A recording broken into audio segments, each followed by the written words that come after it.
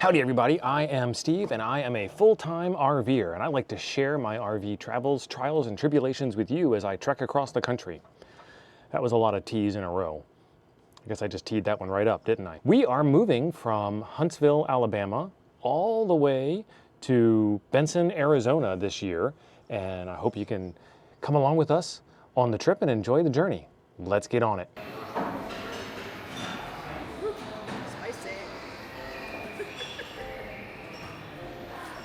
Staying at Montesano State Park in Huntsville, Alabama was fantastic. We got to meet up with a ton of friends, and then we got on the road and we did a bunch of repairs. If you've been watching the channel, then you have caught up to all of the repairs that we've made, but you haven't caught up to all the places that we've done them. So let's do that. From Montesano State Park, we made it to Harpeth River Bridge Campground in Tennessee.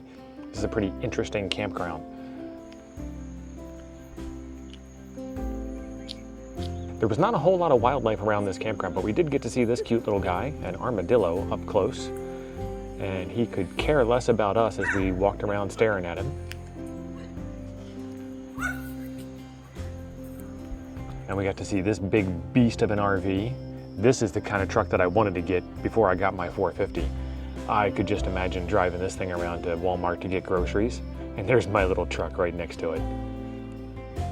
Beautiful views in the morning, being right on the river. You can't beat campgrounds like this for waterfront property.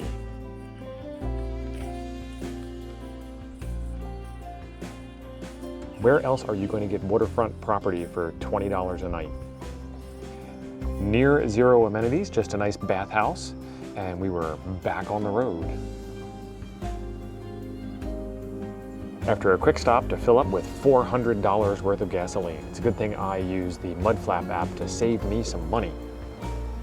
We got about 40 bucks back on that. And then it's on to Cedar Creek RV Resort. And this RV resort, the place that we stayed was so new that it wasn't even in the Google satellite view. We stayed in this grassy field here next to where all these RVs are lined up, and they had just put it in.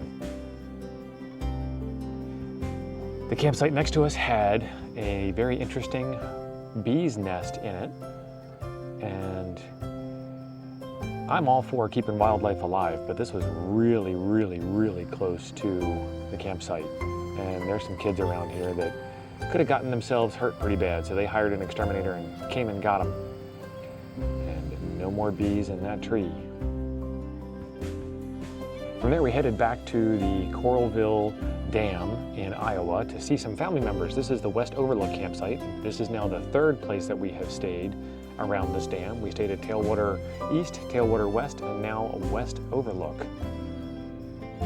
This was the spot where we were supposed to get some shade, but we didn't get no shade. Another quick stop for gasoline, another good discount on the fuel. And then we went out to dinner at the Wig and Pen, and the Wig and Pen had some pretty awesome pizza. Got to hang out with one of the daughters, and then we had some friends come over for a quick luncheon the next day. Pickles and onions. These are from Jonesy's. Oh, well, even better, right? Off to Field Day Brewing for a good meal.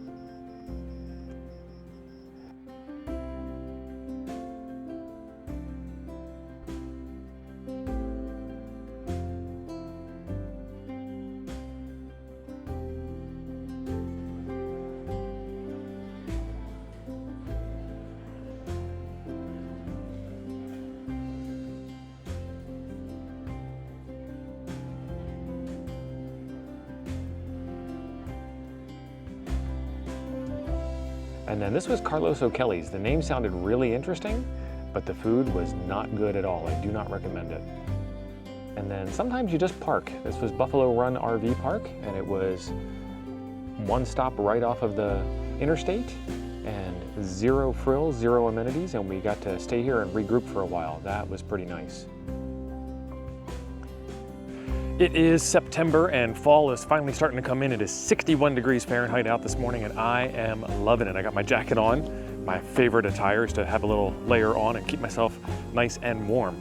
We're getting ready to pack up and get out of here, and I got to show you something interesting about this campsite. This is a pull-through site, and when you've got a 36-foot trailer pull-through sites don't mean the same thing. My trailer takes up the entire pull-through site, and I've got to park my truck somewhere else.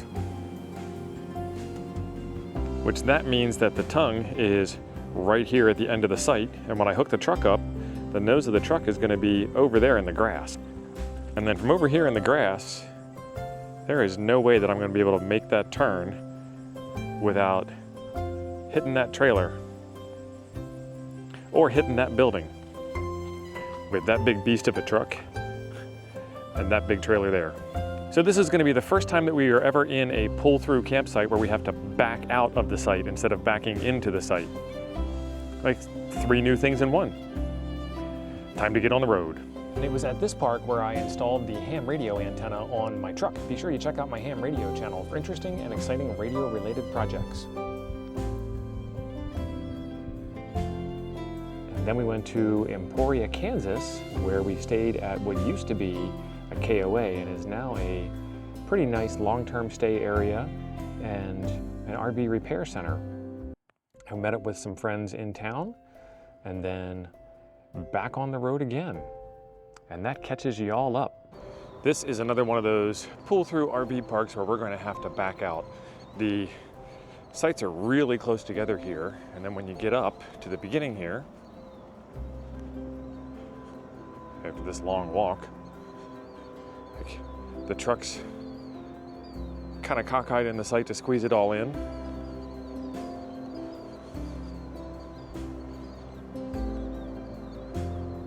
And then we are right at the nose of the site. And that pole is going to be a problem, and I don't want to hit that car. And that's all the room we have to get out. So I'm backing out again. All these dragonflies.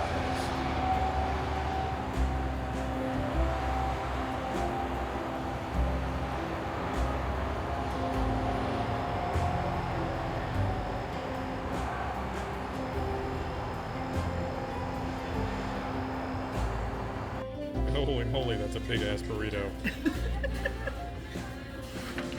He's like, yeah. Well, that is the next couple legs of the journey under our belts. And from here, we need to make it farther west. Be sure you're subscribed for more upcoming videos as we make it across the country and share our repairs and tech tips and installs and happy journeys. Next up is a couple of museums and things in Enid, Oklahoma. In the meantime, check out this video over here, and I'll see you over there.